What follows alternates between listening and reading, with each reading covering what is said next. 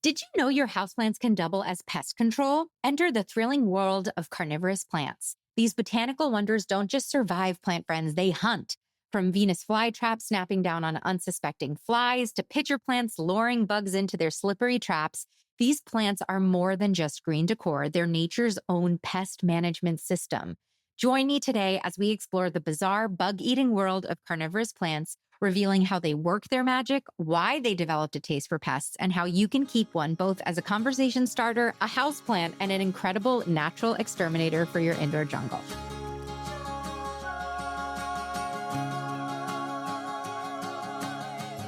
Welcome to the Growing Joy with Plants podcast, where we not only learn how to care for plants successfully, but how to simply and affordably use our plant babies to cultivate more joy in our lives by doing so. I'm Maria, former plant killer turned happy plant lady, author of Growing Joy, the Plant Lover's Guide to Cultivating Happiness, speaker, podcaster, and most importantly, your new best plant friend. On Growing Joy with Plants, you'll find conversations about houseplant care, gardening tutorials, and wellness through the lens of plants. Plant care is self-care on Growing Joy.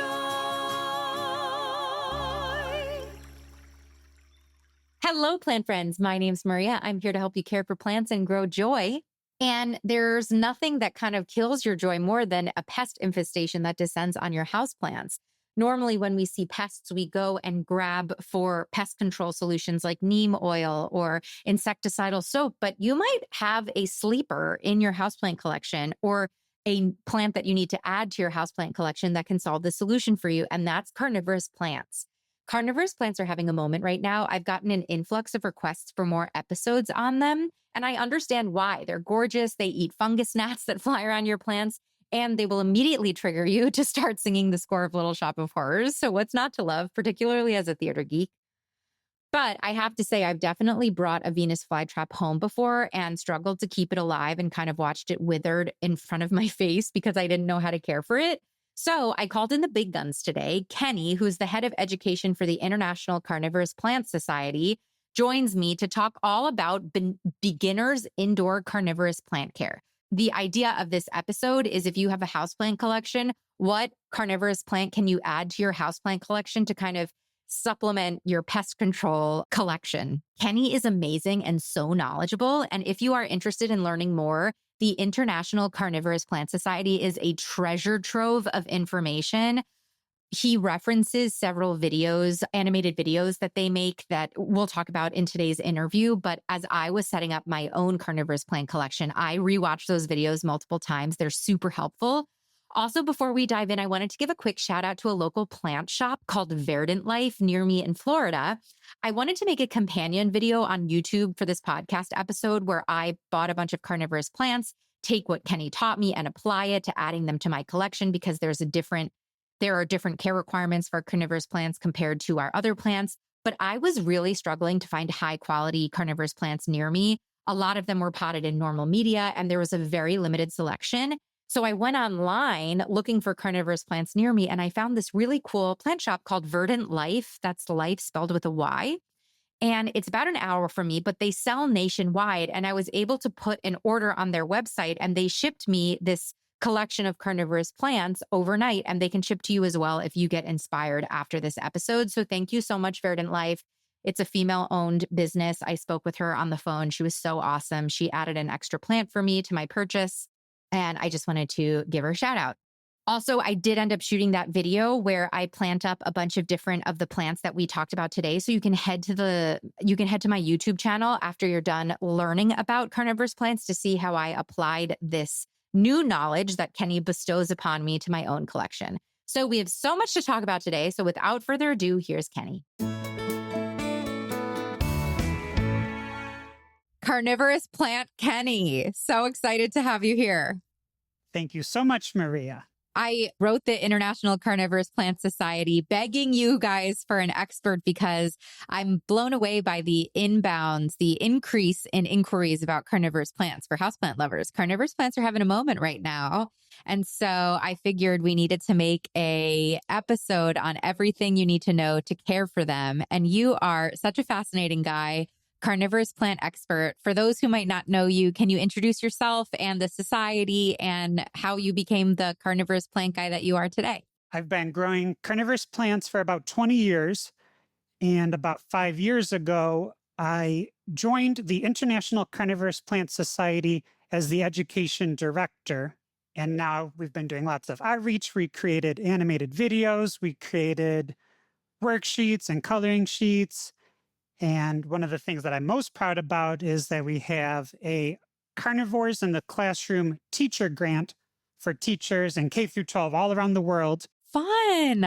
And the requirement is you have to be a member of the ICPS, which is a very low yearly fee. But the reason behind that is, like you said in the intro, carnivorous plants are sometimes a little difficult. So we don't want these teachers to be overwhelmed with how to grow them.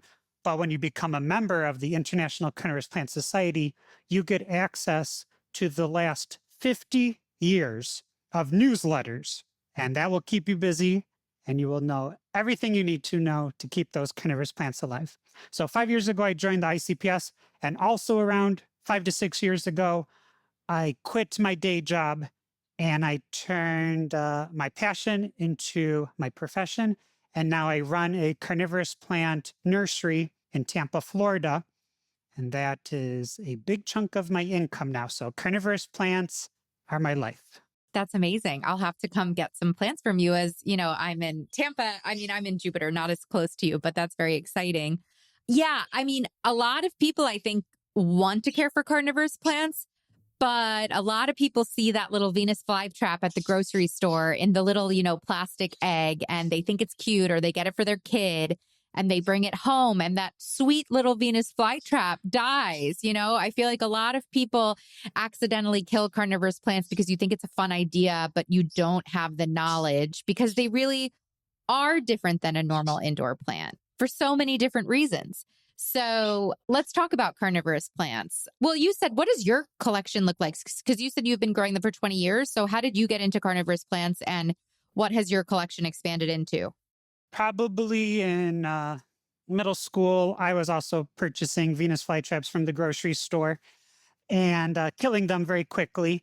And then in high school biology class, we had a guest lecturer who happened to be the hall monitor, the person who yells at people for running in the halls. He came in because he had an entire basement filled with carnivorous plants, and he taught us how to grow them. And I was the only one who showed interest. And the next day in the hall, he gifted me a healthy Venus flytrap and a carnivorous sundew. And I kept those alive for a little bit. And then when I went to college, I explored more flora, and then I've been growing them well ever since. The biggest thing is let's talk about the Venus flytrap first. There's about 1,000 species of plants that have carnivory as an adaptation. So it is a little hard to pigeonhole them all into one group, but for Venus flytraps, they need a lot of light and they need rainwater or distilled water. So when you go to a big box store or you go to the grocery store, I can guarantee that they have not given them rainwater or distilled water. They might have also allowed them to dry out, and they're not going to bounce back from that. Mm-hmm. So they're already 80% dead. And if you go to social media, you will see people rescuing Venus flytraps or attempting to rescue Venus flytraps from those places. And usually there's not a high percentage of survival. So if you want to get a Venus flytrap, you really want to get it from a reputable nursery. And the other thing is, for Venus flytraps, they go dormant from like the fall to the spring. So usually around Halloween to Valentine's Day, they go dormant. So they'll die back completely, and you'll just have this little rhizome in a pot.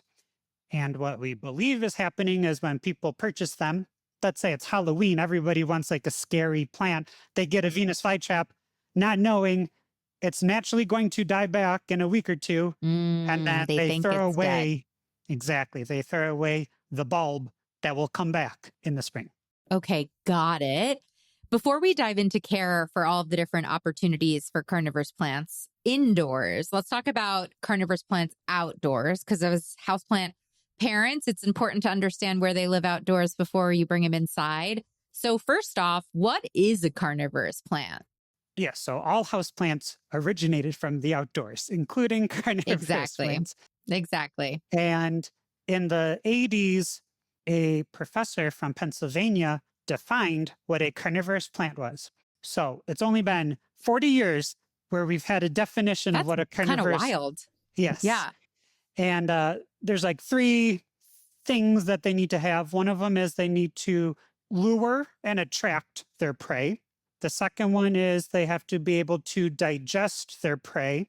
And that could be their own enzymes, or that could be with beneficial bacteria breaking down the food.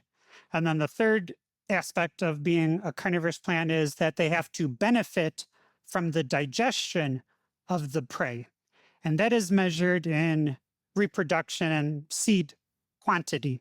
So you can think of lots of plants that have really big thorns, that are kind of dangerous, that are toxic, that are poisonous, but we don't call them carnivorous plants. Because they're not digesting whatever they're thorning. My lime tree isn't digesting me after it pinches me with its thorns. Okay, got it. Yeah. So let's say hypothetically, like a big grasshopper dies on that lemon or lime tree thorn, and they're just not killing enough food for it to be actually like benefiting the species, not that individual plant, but the species. So that's why we don't consider them carnivorous.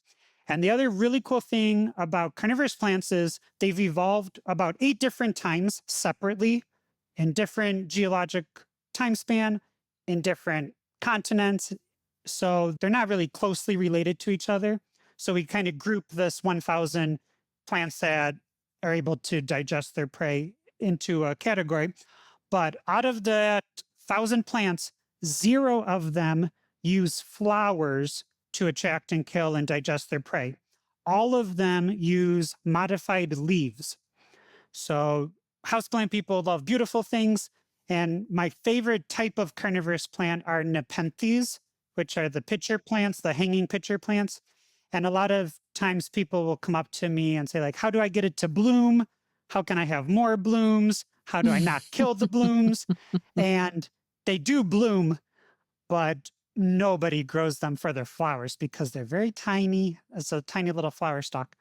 But what you're looking for is those modified leaves. Those glorious pictures that can be purple and lime green and so many. I mean, why do you need a flower on a pitcher plant? They're so beautiful. And then I think one of the reasons why so many people get carnivorous plants indoors wrong is because you really don't understand how they grow outdoors. So, where do we usually find, and like you said, there's so many different species, but where do we find carnivorous plants outdoors? I wrote a book called Florida's Carnivorous Plants, and that is because Florida has the most carnivorous plants out of all of the states in the US. And that includes the non-native Venus flytrap, but it also includes the North American pitcher plant, Sarracenia, and then some bladderworts and butterworts. And we also have a carnivorous bromeliad. But if you think about Florida, we do have a subtropical climate, but a lot of these carnivorous plants that are found in Florida that are often the ones that you would be purchasing at a nursery or online, even though we live in a subtropical climate, a lot of those go dormant from November to February. So if you want to have them inside the house, you're going to have to give them artificial light in the winter months to keep them going, or you're going to need to acknowledge that dormancy period and allow them to die back. Maybe put the pots with the soil with the rhizomes or the roots into your cold garage or your cold basement. And just like a normal bulb, like a tulip bulb, you just let them rest and then you bring them back. Some people also put the North American pitcher plant Sarracenias and the Venus flytrap bulbs in their fridge, in like their crisper drawer for 3 to 4 months to allow them to rest. And when you do that, they usually do come back bigger and stronger and healthier when you wake them up. So that's kind of one thing to think about.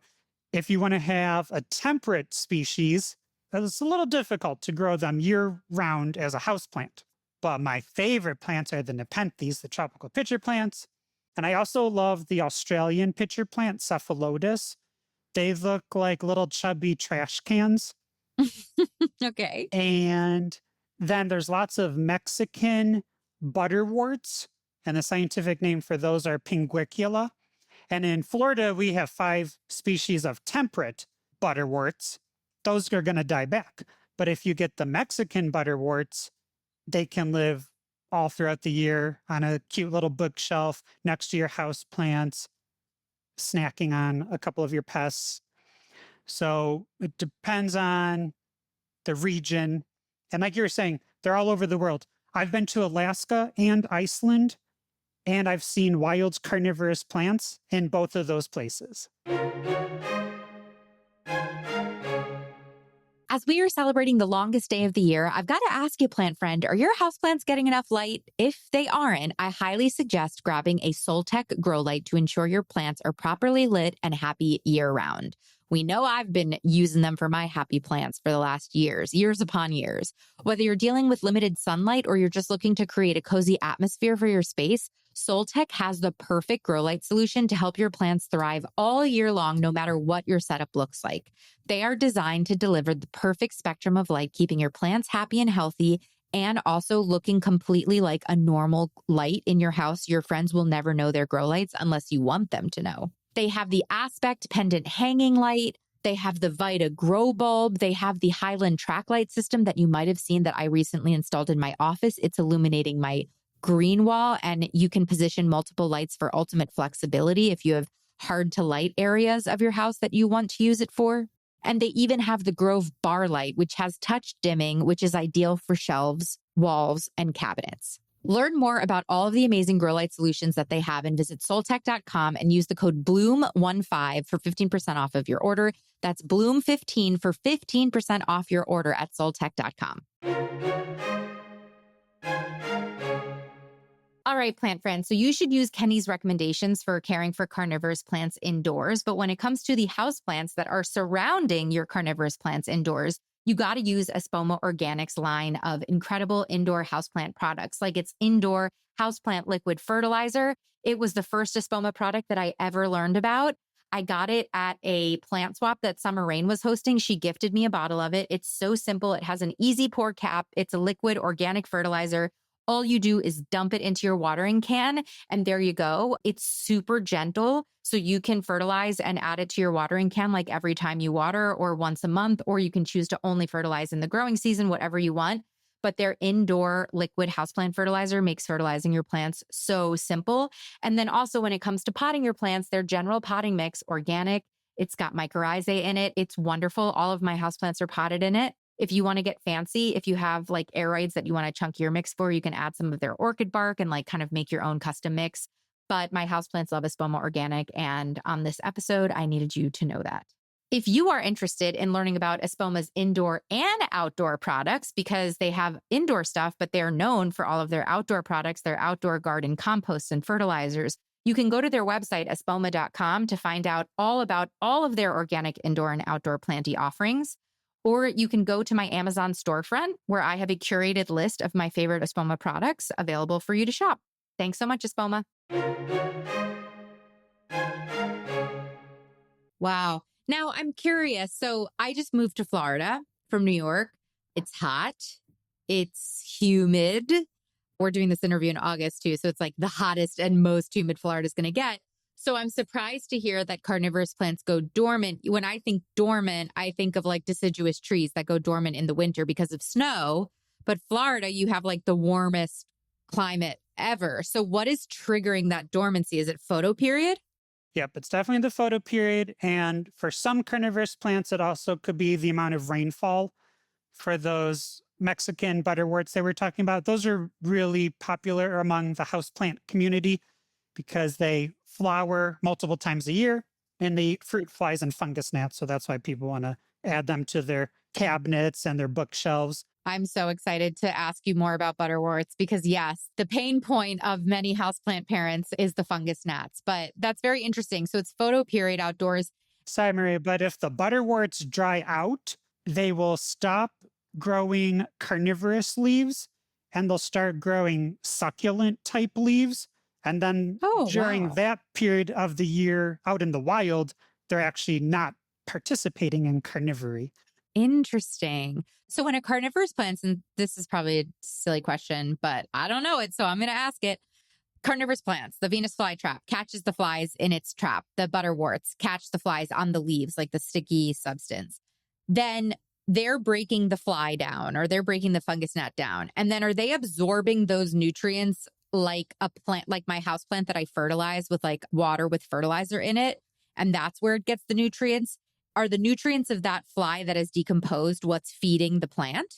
Yeah, so they get energy from the sun, they get energy from photosynthesis, Via photosynthesis. just like Hmm. a quote normal plant. We don't want to shame Hmm. the carnivorous plants Yeah, because they are a plant. they're normal And too. Yeah. they're getting certain nutrients from the bugs that they eat. Okay. So it's like the fertilizer. Yeah. So very, very broad brushes. Usually carnivorous plants do not like fertilizer in their soil. Very generally, they grow in areas that have really poor nutrients in the soils. So when you fertilize the soil, their tiny little delicate roots do not appreciate that, and then you might burn them and they die. So some of the carnivorous plants are from Nova Scotia, Iceland, Canada. Some of them are on the top of tepuis in Venezuela. Some of them are on the top of mountains in the Philippines. Some of them are in desert areas. So they're all in different regions. Some of them are in Brazil. Some sundews grow 6 to 9 feet under the Amazon River, in the river, where sunlight doesn't even reach for most of the year. And yet, these 1,000 or so species have been able to figure out how they can survive in nutrient poor soils. And the answer to that, evolutionary speaking, for the past 65 million years, was to be able to change some of their enzymes into digestive enzymes.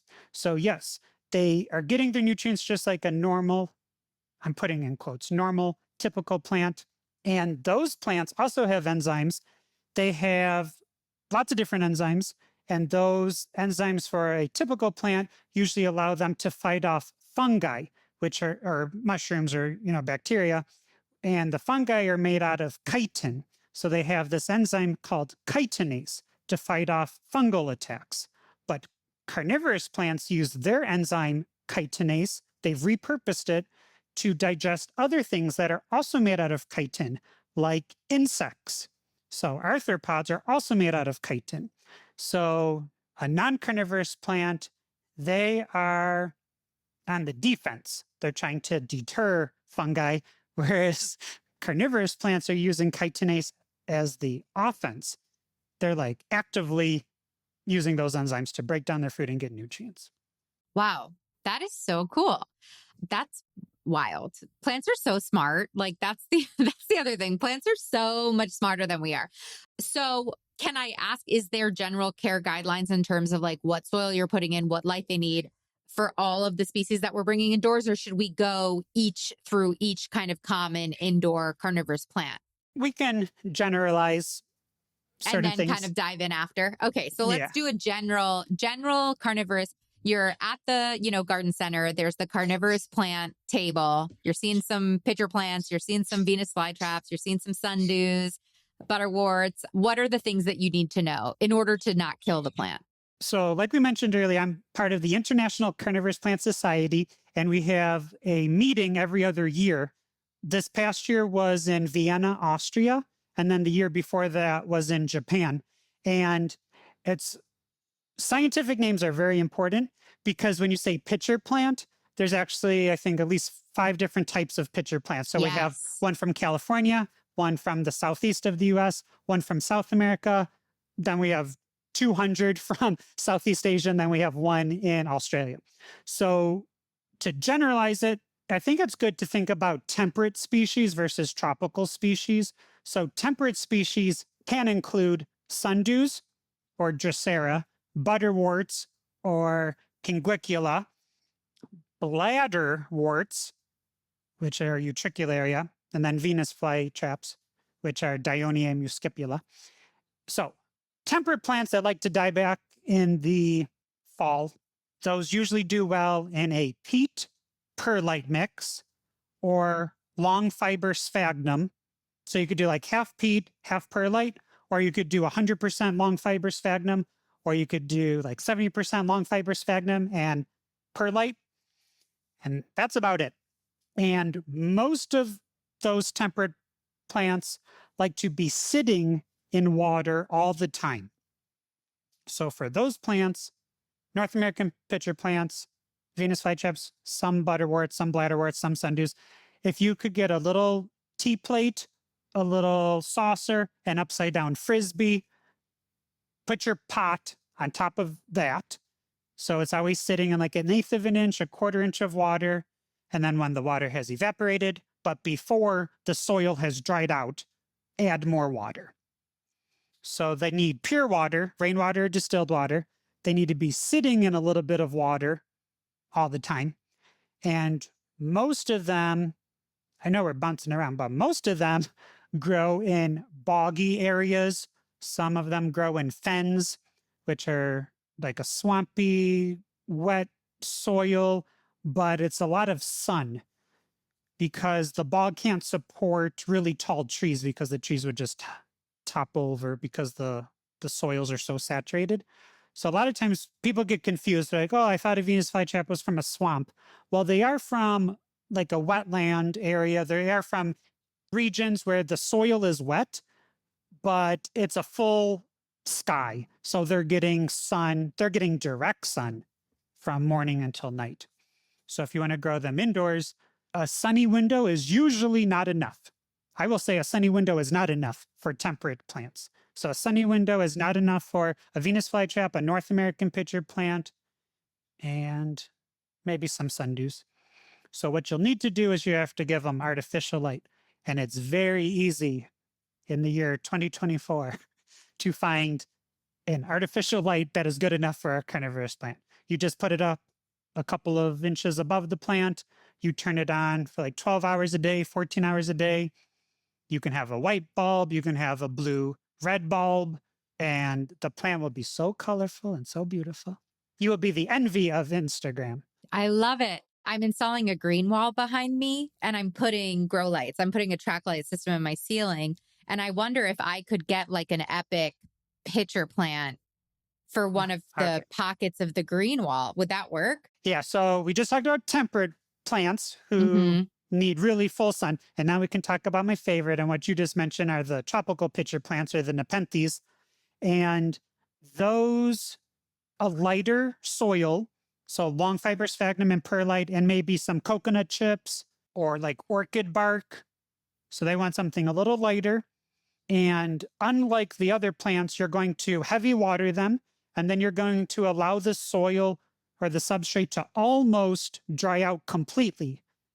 And I think this is kind of like an orchid. You want to like soak it, and then as the substrate dries up, the plant is reaching its roots further and further. And the bigger the roots are, the bigger the top part, the part that you're seeing, can get. So then, right before it gets all the way dry, you heavy water it again. And again, they do need rainwater or distilled water. If you give Nepenthes city water or well water, the pitchers will stop forming or they'll start getting deformed.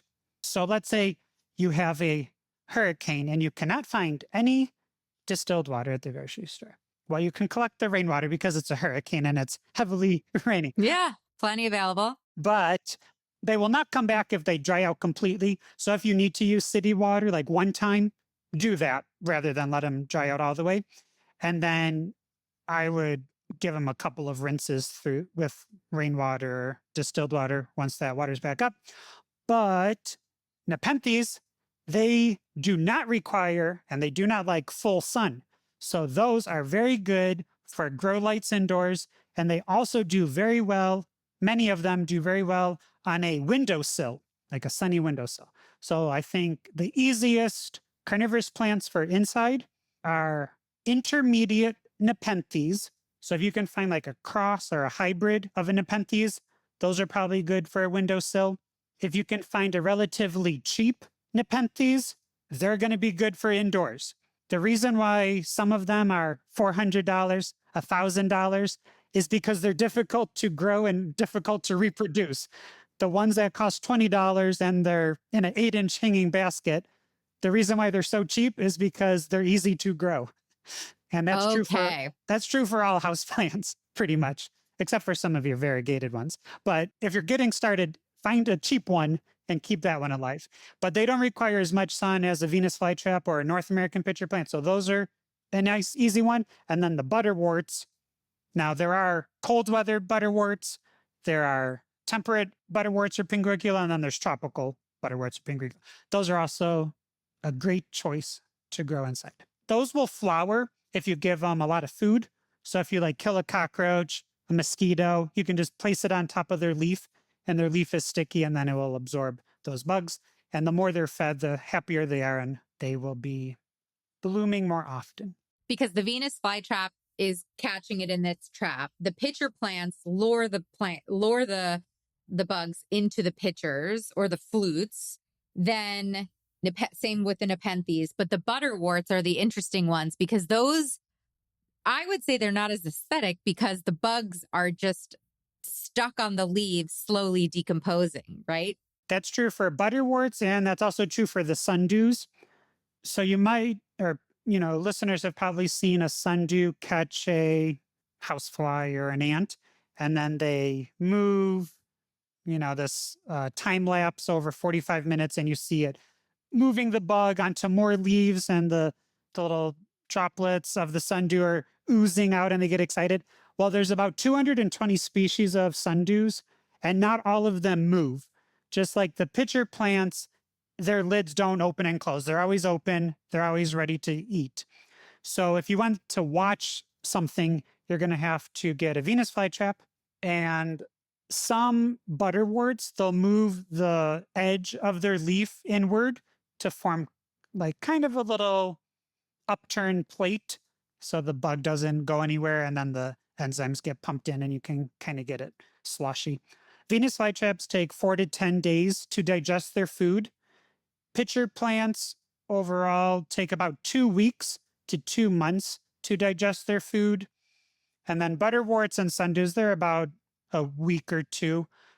And what will happen is they kind of suck out all the juices and then maybe a little exoskeleton is left. And you can get little tweezers and you can just kind of pluck them off when they're done eating. So I think a lot of people, particularly with the Venus flytraps, think that they need to feed the plant.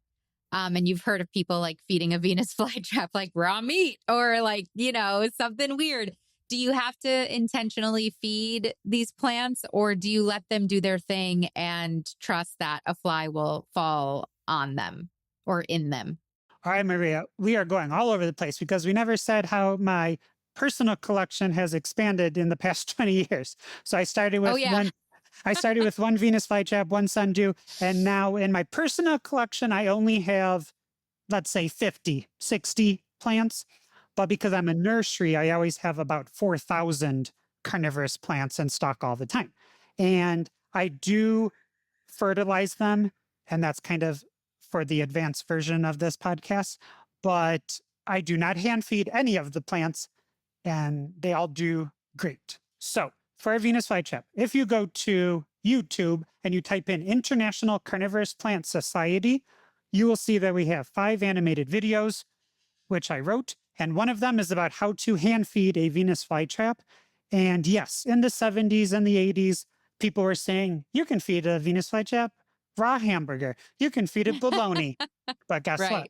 All of those plants died. So don't do that. Yeah, don't do that. I'm going to go ahead and assume that's not we're busting myths on this episode. Please don't give your Venus flytrap hamburger. I mentioned earlier that carnivorous plants have that enzyme chitinase, which helps break down things that have chitin, which arthropods do. But they also have some other enzymes like amylase and protease and a whole bunch of other enzymes that we have and other organisms have. But what a Venus flytrap really wants to eat are spiders or crawling insects like beetles. So if you can give them that, that's good. But the way that the Venus flytrap works is that one plant will have maybe 7 to 15 traps on it, and each trap can only digest about 3 times. So if you stick your finger in there, it will close. And then after about 40 minutes to an hour, it will open up again. And then you could stick your finger in it again, and then it will close a little bit slower, and then it'll open up again. And you could do that maybe 10 times, 20 times. But if there's food inside it, it can only do that 3 times, and then that leaf will turn brown, and then it will turn black, and it will die. So in the video, we mentioned that you can feed it if you find a little, they want to eat something that is 1/3 to 2/3 the size of the trap. So you have to look at the trap, and if you find something that's like half the size of the trap, that's pretty good. The Guinness Book of World Records for a Venus flytrap in 2022 was like 2.25 inches. Mm-hmm. So in Florida, I'm at a plant sale every weekend from September through May. So, like 36 weeks a year, I'm at a plant sale. And I have probably 100 people a year tell me, oh, your Venus flytraps are a lot smaller than I thought they were going to be. When I was a kid, I saw a Venus flytrap whose mouth was 1 foot long or 2 feet wide. And I have to tell them, no, you did not. That was a movie. And That was the movie. you have conflated the Little Shop of Horrors with Right. an actual Venus flytrap. All right, so you want to find something that's half the size of the trap, roughly. And if you can't find a live bug, in the video, we mentioned that you can go to the pet store and you can buy dead mealworms, or you can buy dead bloodworms like fish food. And then you make a little meatball, and then you stick it in the trap. And let's say in the 70s and 80s, people were saying, okay, you can do that. And then you walk away. But what happens is the plants cannot think, but they can count. So on the inside of their traps, in each trap, they have 2 to 4 trigger hairs.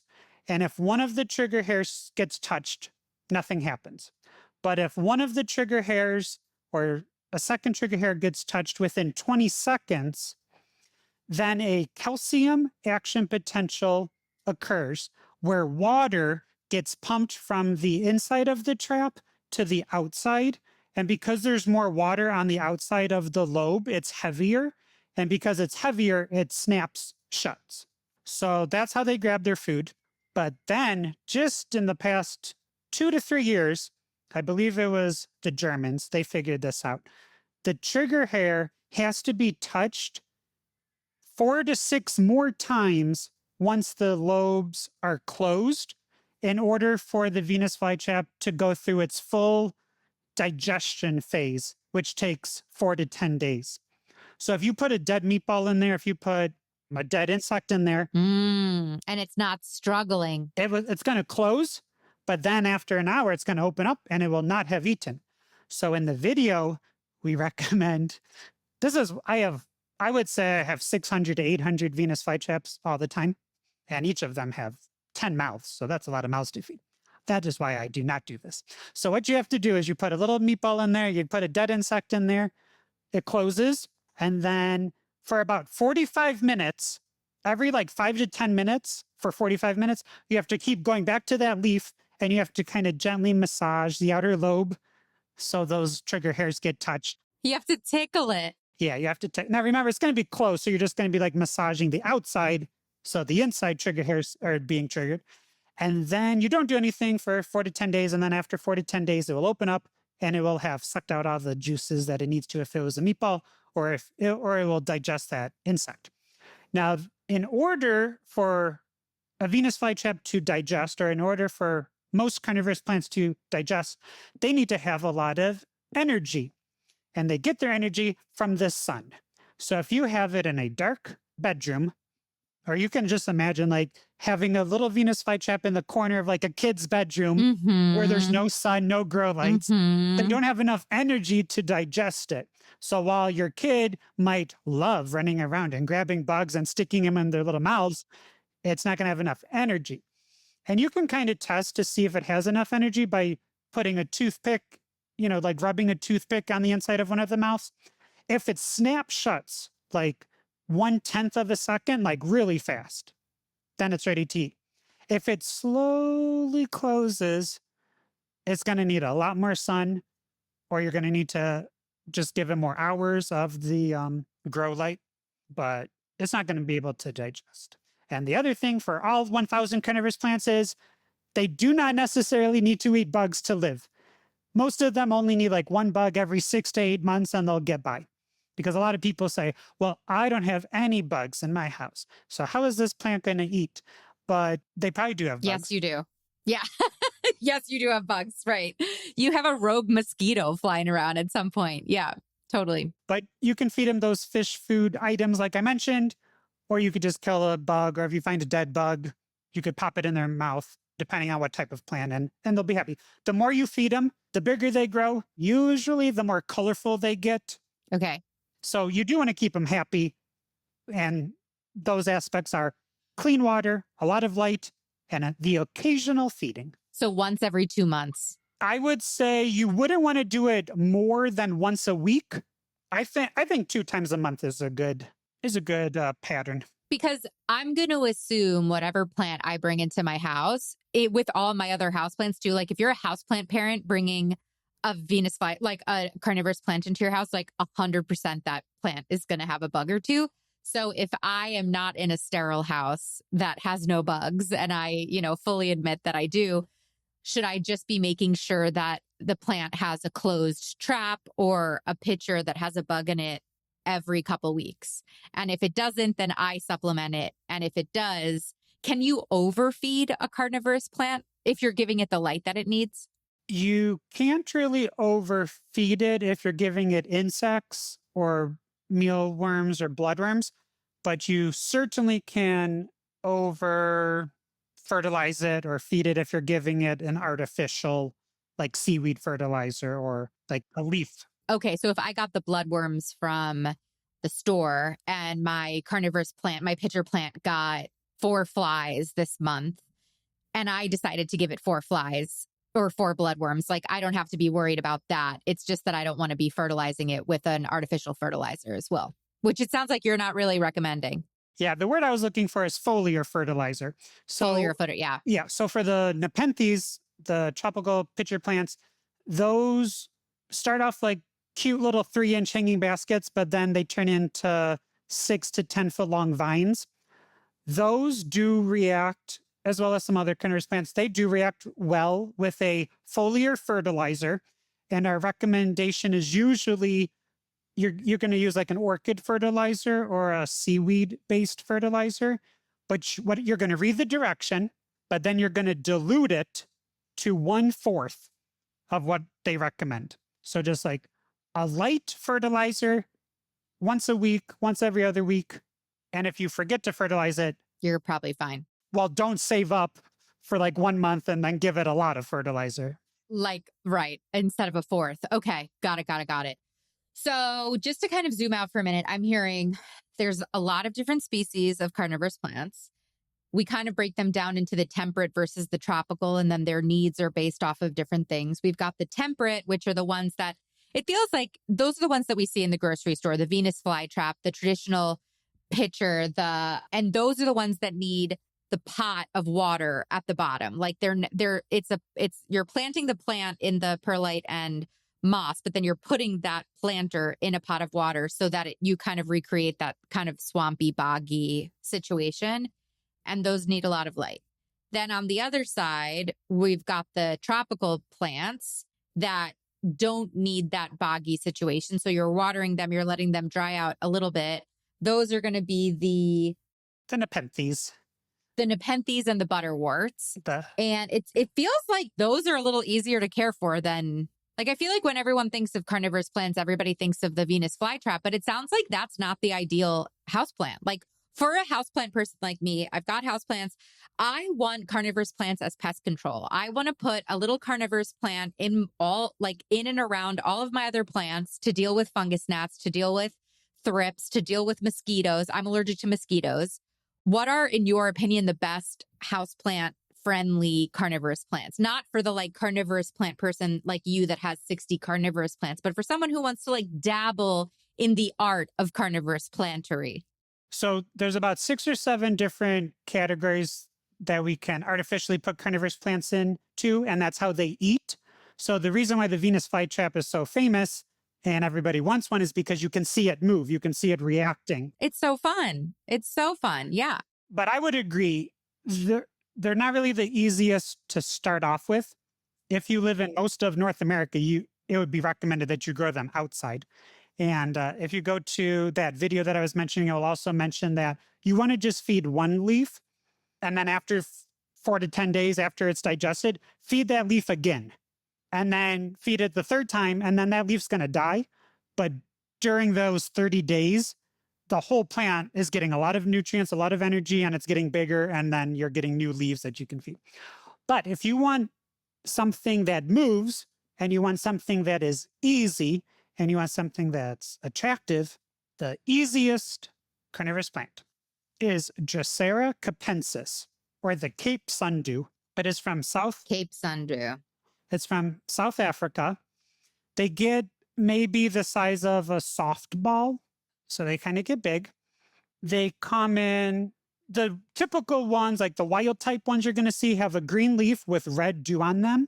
But because people, just like houseplant people, carnivorous plant people, love breeding and Yes, of course. experimenting with. So somebody has created, actually one of our board members has created one called a cultivar, a cultivated variety called Hercules. So it has like short, chubby leaves and it gets really Cute. tall. Then we have one that's all green. So the dew is green. Then we have one that has a red leaf and red dew, but they're all sundew. They're all Drosera capensis. They're all Cape Sundews. They're easy because they do not go dormant. So they grow year round and they're very attractive. They get big. The dew is visible. And if you find a dead bug and you put it on a leaf, you can watch the leaf move over the course of 45 minutes. And my former job was a middle school science and agriculture teacher. So this made a great classroom pet because classes are 50 minutes long. And you're like, all right, Let's all watch this leaf. Yeah. period 2, on Mondays, you get to feed one leaf of the sundew. Let's check in on it at the end of the class, right? And so not all plants, most carnivorous plants are generalist, but sundews and butterworts do a better job eating fruit flies and fungus gnats than Okay. pitcher plants and Venus flytraps, because a Venus flytrap wants to eat something half the size. And at the end of their lobes, they have these cilia, these like long protrusions. If a tiny thing goes in there, they first close, and then that trigger hair has to be touched 4 to 7 more times before it starts that sealing phase and the digestion phase. And that is because evolutionarily, if they catch something really small, they don't want to have their mouth closed for 10 days on a tiny little thing. They want to eat something big. So usually a Venus flytrap will actually let the fruit flies and the fungus gnats go because it's not worth their time. Picky eater. Yeah. And that's why the butterworts and the Cape Sundews, where the fungus gnats are literally just getting stuck on the sticky substance. It's like fly paper. Exactly. It's fly paper. It's a way cuter fly paper. I'm sold. Yeah, so there's the active traps, and then one of the categories is literally called fly paper traps, and that's what we're Love. talking about. And then also in terms of like my watering practice with my houseplants, I would be watering that kind of the same way I'm watering my houseplants, maybe a little more frequently to make sure that it doesn't dry out, but I'm top watering the soil. I don't have to worry about some sort of saucer of water that I'm going to let dry out accidentally and forget about. Like I'm watering it when I water my houseplants. For a lot of the Mexican butterworts and for this sundew that we're talking about, Drosera capensis, you do want to have a saucer underneath them. And Oh, you do? Filled with water? like an eighth of an inch or a quarter inch. Okay. Yes. Okay. So you do not, you cannot let them dry out. And I was glad you mentioned that. So what I usually recommend is just keep filling the saucer. You know, every time the saucer's empty, you can just add it. But that was a good point. For the butterworts, some people are a little put off by the amount of dead bodies they will find on the sundew or the butterwort as the fruit flies or the fungus gnats are accumulating. And that is when you can overhead water them, get all the leaves wet, and it kind of just rinses off the exoskeletons. Because that, of course, is what happens in the wild. It rains. Oh, and it rinses them off. And right, rain, And then am I planting these up in a plastic pot, in a terracotta pot? Like what's the recommended type of pot that you put them in? I think there's only one carnivorous plant out of 1,000 that can handle a terracotta pot. So all of them need to be in a plastic pot or a glazed ceramic pot. So some ceramic, I would say a lot of ceramic pots don't have the glaze on the inside. And evolutionarily speaking, they have grown in nutrient poor soils in very clean environments. And if you give them a terracotta pot, those salts and minerals from that clay will leach into the soil and that will actually kill the carnivorous plants. Oh, I'm so happy I asked that. I didn't realize that was going to be the answer. We're coming close to our time. I have so many more questions for you. What are like the top egregious errors that you see people making? Help us. Help us, Kenny. What are the things that, what are the biggest mistakes I could make when dipping my toe in carnivorous plants? Probably the biggest thing is water, but then the second biggest thing is lighting. So they do require a lot of lighting. For carnivorous plants, I would not worry about feeding them I wouldn't even worry about them catching food for like the first 3 to 6 months. Just let them be. If you can keep them alive with the clean water and the lighting for 3 to 6 months, then you're good to go. Okay. Clean water and lighting. Don't put your carnivorous plants in a dark spot. They need the sunny, even the sundews and the butterworts. What's the lowest light for low light people? What's like the lowest light tolerant carnivorous plant? The Cape sundew can handle it, but if sundews are not dewy, if they're not producing that mucilaginous substance, that means they need more light. So usually they don't need more water. They usually need more light. Oh yeah. So like what are other common troubleshooting? So you mentioned like the pitcher plants, pitchers shriveling up and turning black, or the Venus flytraps turning black. That's a water issue, right? You said? It's natural for the flytraps for their lobes to turn black after they've eaten 3 times. But if they're not given enough light, they'll also turn black. Okay, the biggest faux pas, I think, is moving your plants too frequently.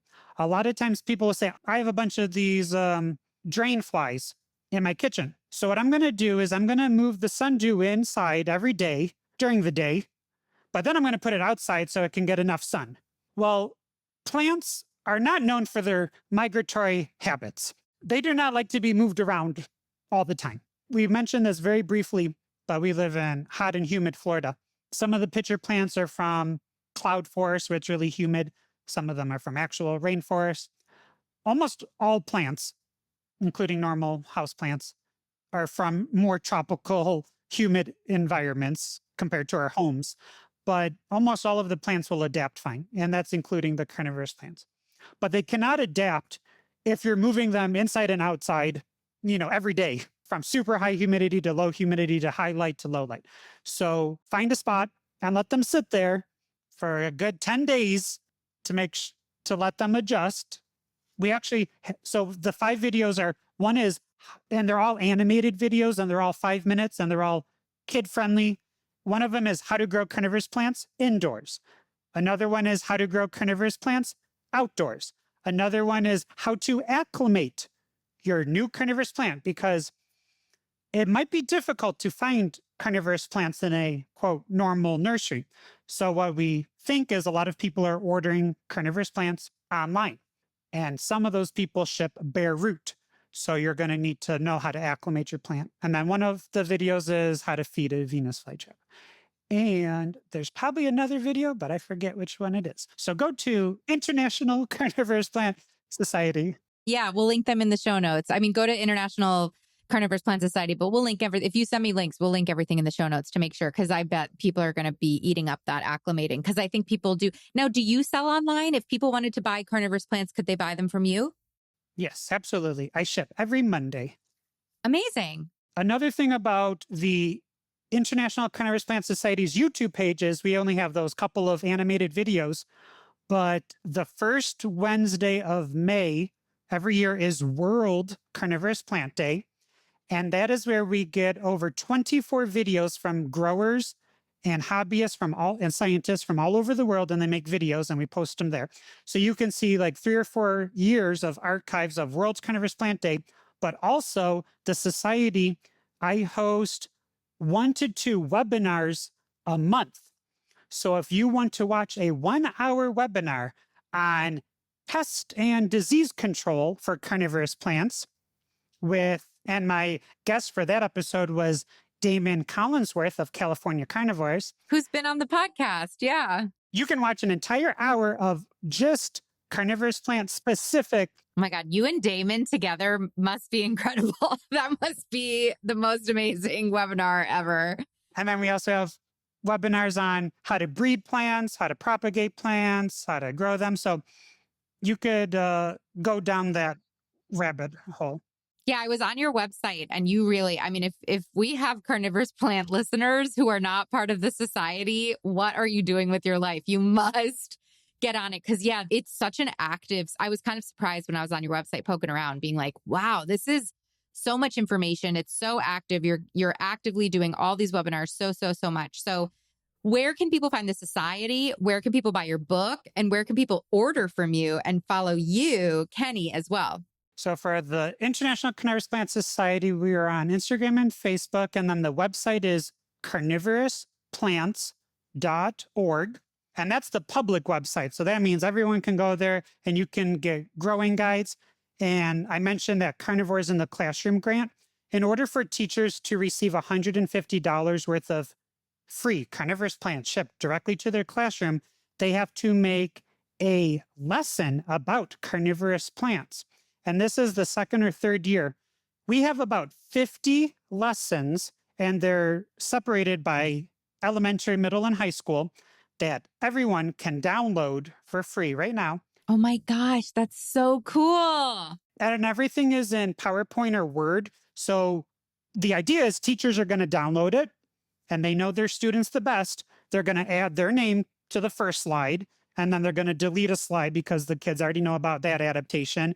Then they're going to add this because they need to step it up for their kids, right? So we want people to be utilizing these resources and adding to them, subtracting from them. And also for this year, we partnered with a person who prints 3D models of things. And based off of what we sent them, they made 5 3D printed models of carnivorous plants, like each of different categories. So there's a Venus flytrap, there's a Nepenthes, there's a Australian pitcher plant. And if you have a 3D printer, or if your kids go to a school that has a 3D printer, you can get those 3D printing instructions for free, and you can just print them yourself. So that's for the International Carnivorous Plant Society. And my name is Kenny Coogan. My website is kennycoogan.com. And my business, my nursery, my Florida State certified nursery is called Critter Companions by Kenny Coogan. And I travel all over Central Florida to all the huge plant shows. So you can see me in person if you come to Florida, or I do ship every Monday. Yeah, maybe I'll have to order a plant or two for my green wall from you. I'm getting very excited about this. I love it. Well, thank you so much, Kenny. And I'm so excited to see how this episode goes because, like I said, we've had tons of inquiries about carnivorous plants. I think they're having a moment, and I think they're a freaking no-brainer for houseplant parents to add to their collection. So who knows, maybe we'll have you on again in 2025 to nerd out about carnivorous plants even more. Excellent. Thank you so much, Maria. Thank you so much, Kenny. Once again, go check out the International Carnivorous Plant Society. He is so knowledgeable. There are so many amazing carnivorous plant experts that offer so much education. Their YouTube is amazing. Like I said, I went back and watched that animated video series that Kenny was talking about multiple times before I planted up my carnivorous plants. If you want to see my carnivorous plant journey, you're welcome to head over to my YouTube. We'll make sure that we put the links to both the International Carnivorous Plant Society's animated videos and then my YouTube video where I plant my carnivorous plants up. They're doing great. They're in my green wall. I'm looking at them right now. My Venus flytrap has yet to die on me. I'm watering with my distilled water. I have them in the perfect mix that Kenny had recommended. So we're going great. It's so fun to grow something new. I am kind of a nerd and I keep like taking the pot off the wall and seeing if there are any bugs in the traps. I haven't seen any bugs yet. So what I think I'm going to do, I did buy the bloodworms and I'm going to make the little meatballs Kenny talks about, and I'm going to feed them to the plants soon. And it's going to be really fun and weird. I'm so excited. So anyway, thank you to Kenny. Thank you to International Carnivorous Plant Society. Thank you again to Verdant Lyfe. They shipped plants in such beautiful condition and the plants are doing so well, and they came in the right mix. They came in sphagnum moss, whereas all of my local places that I was shopping, like they were in soil. And as Kenny talked about, that's not a good situation. So anyway, this was such a fun episode. Let me know if you want more carnivorous plant episodes. Like, let me know what you want to hear about. Like, what would a 2.0 episode look like for you? Like, what do you want to learn more about? Let me know. And I hope this episode, along with all of our free weekly episodes and YouTube videos, help you continue to keep growing joy. Plant friend, thank you for tuning in today. It means so much to me that I get to be part of your planty journey. If you like what you heard, make sure you're subscribed to the show so you never miss an episode. We have so many incredible interviews and solo episodes on incredible houseplant and gardening topics that you will not want to miss this year. And while you're over there in the podcast player subscribing, why don't you click over to the review section of Growing Joy with Plants and leave us a review. Reviews are tremendously helpful for the growth of the podcast, so thanks in advance. If you're looking for more opportunities to grow as a plant parent with Growing Joy content, we've got so many options for you. First, I highly recommend you taking the Plant Parent Personality Test. It's free, it's super fun, it takes 3 minutes to complete. At the end of the test, you're gonna get your plant parent personality profile and a curated list of plants, projects, and podcast episodes that are right up your alley, tailored just for you and your lifestyle, inspired by your results. The links are in the show notes. If you're looking to uplevel your plant parent game, I have so many free downloads on my website that I think could help you, like the Understanding Natural Light download or 9 different ways to green up your office space. If you'd like to support the show monetarily and help me bring the show to as many people as possible for free, you can head to our Patreon link in the show notes to learn more about our offerings. And finally, I invite you to come hang out with me and continue the planty conversation on social media on Instagram and TikTok. I'm Growing Joy with Maria. My DMs are always open if you have requests for topics or ideas for the show. Thank you again for listening. It is truly my honor and delight to help you keep blooming and keep growing joy.